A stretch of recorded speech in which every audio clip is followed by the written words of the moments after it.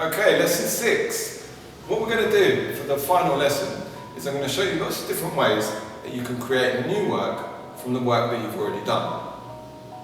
I'll give you one or two ideas for how to extend each piece, and all of these ideas will be applicable and interchangeable with the other pieces of work that you've done. So all these ideas will give you multiple options for extending and developing your artwork. The first piece of work we're going to use to create a new piece is the most recent thing you would have done, which is your abstract expressionist piece.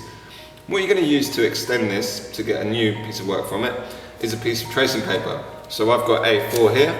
If you don't have any tracing paper, you could always use baking paper, which you might have in the kitchen.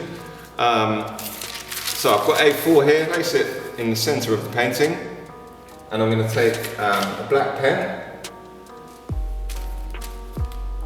I'm going to look for shapes and just trace them off as a simple line drawing. It's going to be impossible to trace around every shape, but that's not the idea. Now you can keep the tracing paper in one place, or you can move it around, like so. So we're getting something that looks very, very different to the expressive, colourful lead piece that, that these shapes are coming from, which I think is quite interesting, to use something so expressive to get something quite plain and precise.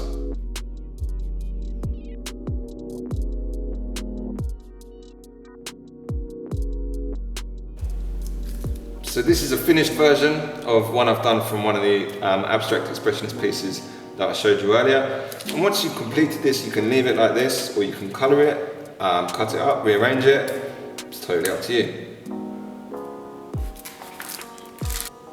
An idea I've had for extending your surrealist piece would be to pick one of the elements we covered in it, such as automatic drawing, and create an extended piece just based on that. So I've spent much longer on this than I did on this, but I've only used automatic drawing.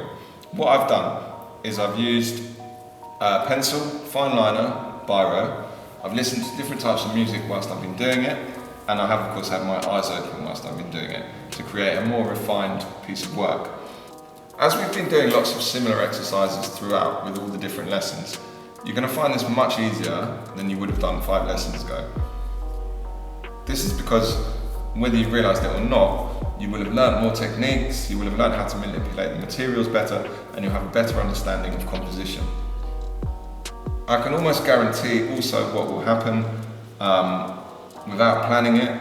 You're going to find that other elements will actually just appear. For example, here, these have started to look like cliff faces for me, so that's bringing in the unusual combination of objects, and also perhaps we have kind of fantasy landscape type feeling here as well. A really useful tool to use when you're creating new work from things you've already done, in this case I'm going to be using this as an example, but it applies to all of the work you've done, is a viewfinder. If you haven't made a viewfinder before, if you don't know what one is, I'm going to show you.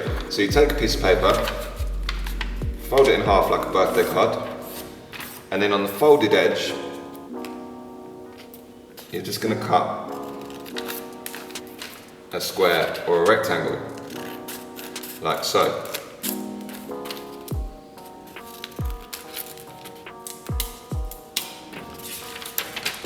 And what this does is it allows you to isolate or frame different sections of the work you've already done.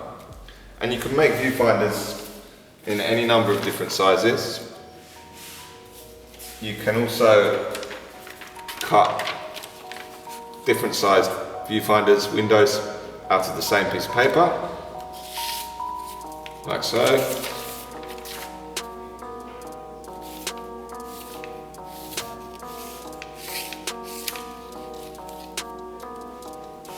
And then once you've done that, you can pick a section. You could either trace the shapes, you could enlarge it to make a painting, or you could create a series based on the shapes found in the previous piece of work, which is what I've done here.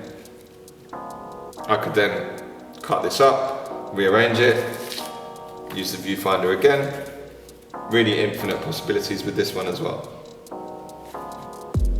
You can also make an adjustable viewfinder by cutting 4 strips,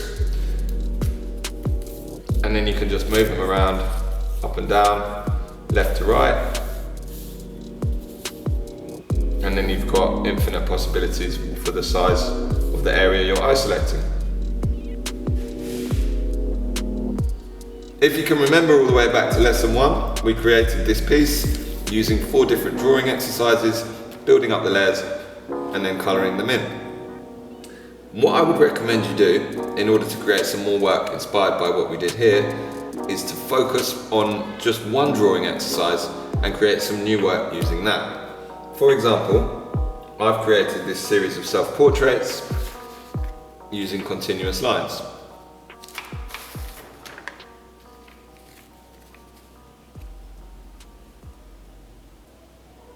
The most important thing to remember is that everything you do isn't necessarily a finished piece of work. What you're going to do in order to arrive at finished pieces of work is to explore and experiment.